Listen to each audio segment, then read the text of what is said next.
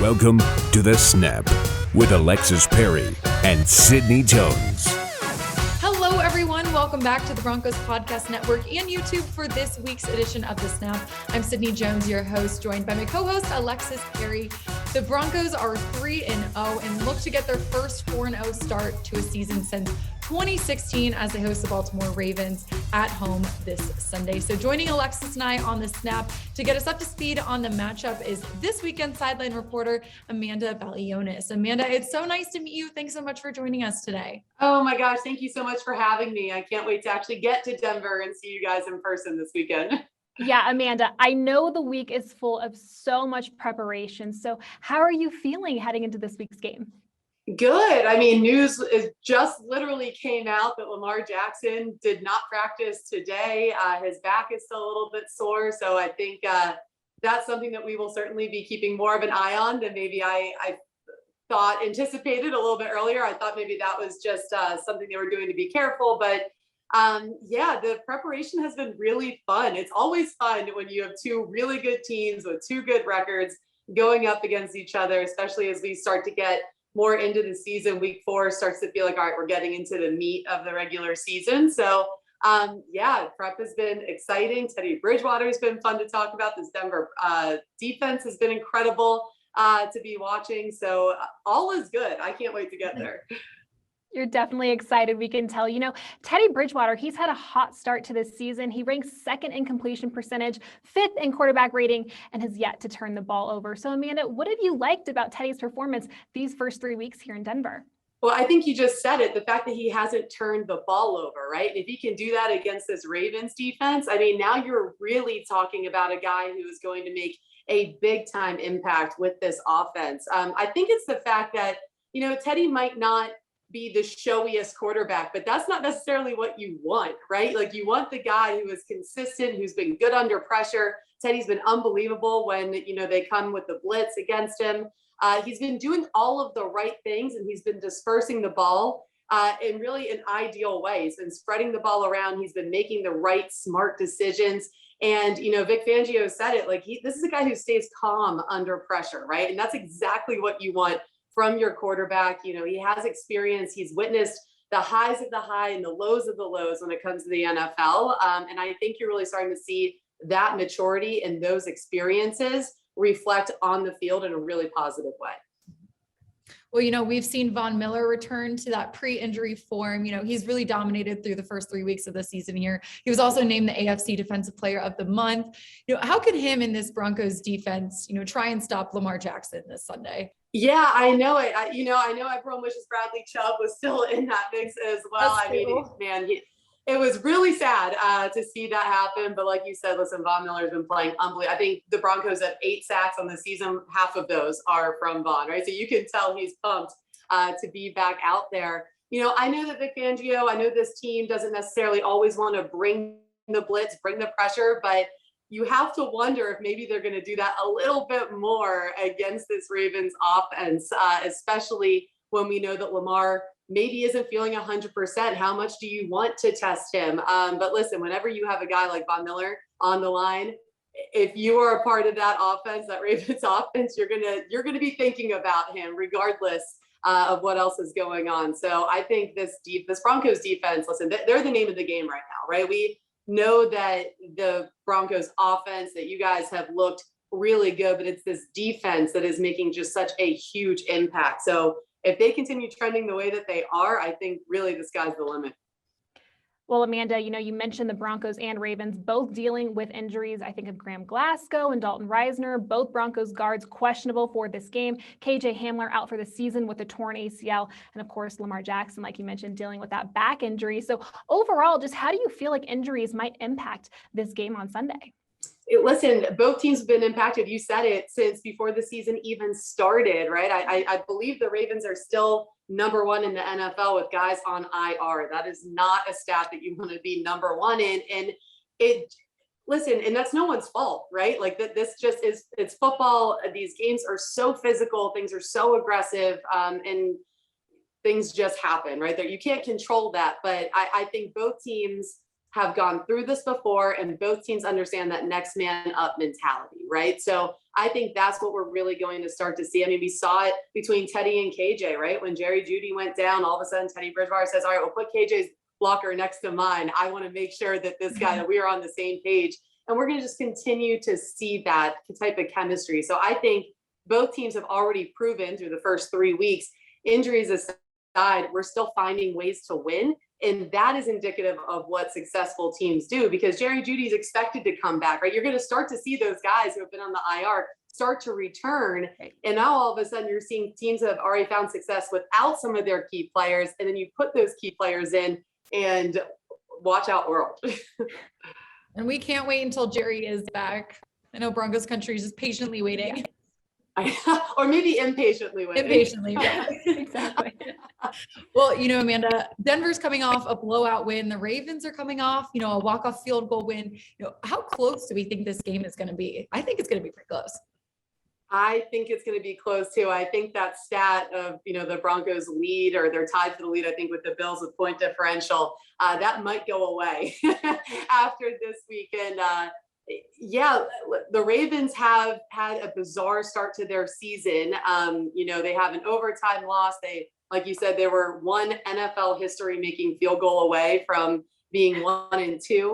So it's been a little bit more cutthroat for them in terms of what the Broncos have done. They really haven't had that stress, especially in the second half of games. So I think that will be interesting to see, okay, if the Ravens do what we expect them to do, which is put up points and make this a close game, how do the Broncos react for the first time in the second half, maybe being under pressure? You can only do the 2-minute drills and emulate real game experiences to a certain point in practice.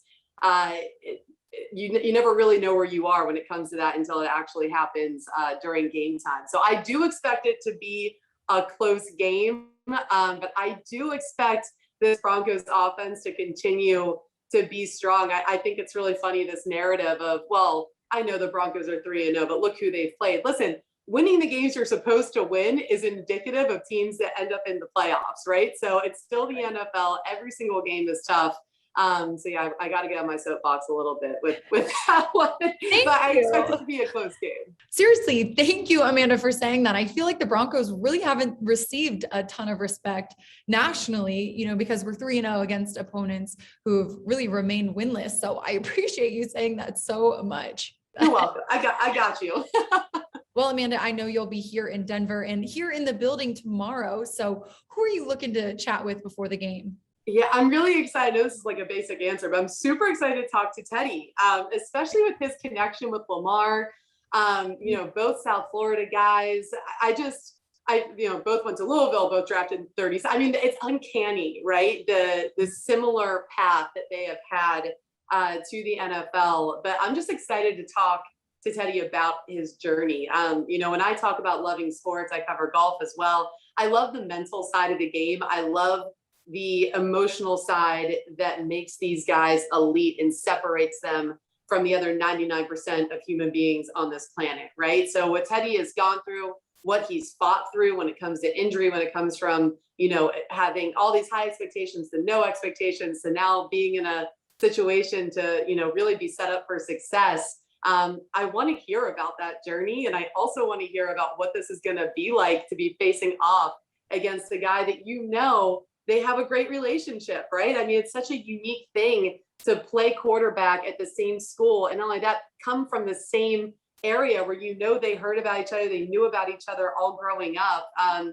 know it's not something they're probably going to acknowledge as a big deal in terms of the overall game, but I feel like it is going to be a really special moment for their family and friends down in South Florida. And I'm really excited to talk to him about that. And I'm also really excited to talk to Tim Patrick. I mean, what he's been able to do, and I think he's going to have a much bigger role this week as well because of the injuries that we've talked about. I'm just excited to hear from him. Anytime you have an undrafted free agent with a chip on his shoulder, I can talk to them all day because I love what makes those guys tick. Okay, Amanda, really quick before we move on to your career, don't mean to put you on the spot, but oh boy, a score prediction for this Sunday. Oh, don't do that to me. Okay, I'm actually terrible at score predictions. Like, Let's see. Let's go 27-24. And I'm not going to tell you who I'm going with. I like it. I knew you were going to do that. That's awesome. Thank you. I love it. Close game though, like we talked about earlier. Yeah, I definitely, I think it's going to be a close game. That's what we've seen from the Ravens all season. Like we said, the Broncos are looking at something they just haven't seen yet this year. So yeah, it's going to be a good one. Love it. Well, Amanda, now that we're up to speed on this weekend's matchup, let's switch gears a little bit and dive a little bit more into your career. As most of our listeners know, here on the Snap, one of our main goals is to highlight women's impact in and around the league. So, Amanda, just to start, can you tell us a little bit more about your role as a reporter for CBS Sports? Yeah, so I do full-time PGA Tour golf, and then I do about a half season of NFL each year, and then, a couple of other shows mixed in there in between. So I have I guess it's kind of a unique role just doing football and golf, but it's literally the dream job. So full PGA Tour schedule and then half NFL schedule. Well, Amanda, as an avid golfer, I cannot lie when I say I'm highly jealous of your role covering both of my favorite sports in golf and football, and you do such a fantastic job. So let's actually start from the very beginning. Can you walk us through the path that you took to get to where you are today? Yeah, I think most people can tell you the path they think they're going to be on to get to where they want to go. And I'm sure you guys had the same exact experiences, is so far away from the actual path that you end up taking. No path is alike. And generally speaking, I learned throughout this whole process that you just have to be willing to trust your gut and jump into things that maybe you think you have no business doing, right? Okay, well, I don't see how that fits into what my ultimate goal is. And at some point I just had to let go of that. So I went to Hofstra University in New York. I graduated in 2008, and I did a lot of small market, literally any sport, name it. I was doing at one point high school wrestling. Like it was a wild ride, but you're trying to make rent and living in New York City and whatever. So working 7 days a week, I was doing everything from Ivy League football and hockey and lacrosse to high school football, lacrosse, field hockey, literally everything in the New York, New Jersey, Connecticut area and that whole tri-state area. And I thought all I wanted to do was NFL sideline. That was the dream. I grew up watching Bonnie Bernstein on the sidelines thinking I want to do what she does. And that was my tunnel vision I had. And after a few years of really grinding in New York, and I'm still very poor and I'm still very tired and not sure where to go, I get a call from a family friend who says, hey, the PGA Tour is looking for an in-house reporter. I think you should go down and audition. And I'm like, okay. So I send in my demo reel, which has exactly 0 golf on it. And they fly me down for an interview, and it's 80 degrees and sunny. My car in New York is buried under 4 feet of snow. And I landed and called my mom and was like, I think I want this job. And she was like, okay, could we just see how this goes first? And luckily enough, after that audition, I was very honest with them. I said, listen, I grew up on golf courses and playing, but I know very little about the PGA Tour. And they said, we can teach you that. We like the way that you write. We like the way that you can produce your own segments, and let's give this a shot. So what I thought was going to be a very brief stop and a good transition to professional sports ended up being 5 years of working as the PGA Tour's in-house reporter, because weirdly, then people were saying, well, all you know is golf. So yep. I got pigeonholed, and I'm like, wait a second, but I started doing, it didn't really matter. That's what people saw. That's what kind of happened. So about 5 years into that, I eventually gave up. I got a phone call from Callaway Golf, and they said, do you want to come help us in our marketing department, move to San Diego, work a 9 to 5 job, right? And I was like, all of these things sound really great. Absolutely. And I was helping them get their media production team off the ground. So I literally just thought I was leaving journalism and sports journalism. Went there 3 months into me living in San Diego. I get a call from Turner Sports. They promoted me from their digital coverage for the PGA Championship to their network coverage, which was produced by CBS. So that was an unbelievable moment. I remember sobbing uncontrollably. Like, I just knew that the minute I let go of this dream, the dream ended up finding me. And from that point on, CBS said, we're interested and let's try you out. And luckily that worked out. And now, full circle, I am now doing the thing I always thought I was going to do. It just took about a decade for me to get back there. What an amazing story, though. That's so awesome that you stuck with it. I actually really love the part where you said you kind of let go of your dream and kind of let it just come to you. I think sometimes, especially women in sports, we're trying so hard to just continue progressing through this role that, sometimes you almost lose sight of, like, you know what, just Jesus, take the wheel, right? Yeah, because I think that's the biggest lesson. And for anyone watching who was like, how do I get there? It's not always going to look the way you think it's going to look, but like my gut was always telling me, right? I didn't know what that jump was going to look like going from a New York market to Jacksonville, Florida, but there was something in me that was like, just go do it. And it was the same exact feeling for that Callaway job in San Diego, so it's letting go of that control, which is hard for all of us because you're not in this industry as a type B person, right? We're all type A control freaks. My fiance's over there nodding his head, which is a little bit rude, Bryn, but that's okay. But that ability to pull back and say, this is a part of my journey, even if it's not the journey I envisioned, is okay, So that, I would say that was my biggest life lesson from all of this. What was the biggest challenge that you faced along the way? I think really having confidence in myself. I have a tendency to have pretty high anxiety, and I always am very aware, right? When I go in the booth, when I come to the game this weekend, I'm never going to know anything close to what James Lofton and Andrew Catalan know, right? And that's okay, but it's knowing that you can be confident in what you know and always being the most prepared one in the room. Like, that's always been my thing.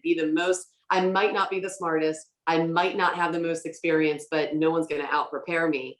Sometimes that can get in your own way a little bit. I can't tell you how many times, and this happened to me in golf, I'm still kind of working through it with the NFL, because you want to contribute to the team. You want to prove that you deserve to be there.